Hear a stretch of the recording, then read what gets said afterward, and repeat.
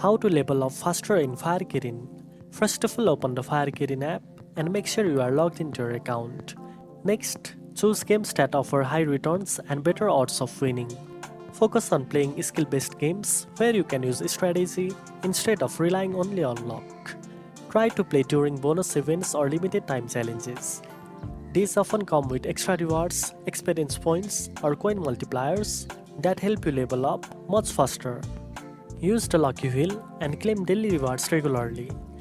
This can give you extra coins and boosts to keep you in the game longer without spending real money.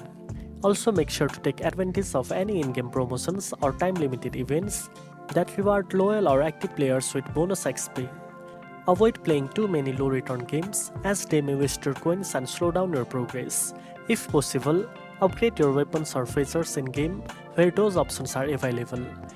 This can help you score more points and win faster. Finally, be consistent. Logging in daily and playing even for a short time helps you accumulate rewards and improve your overall ranking. Now you know how to level up faster in Fire Kirin. If you found this video helpful, don't forget to like, share and subscribe for more gaming tips. Thanks for watching and I'll see you in the next one.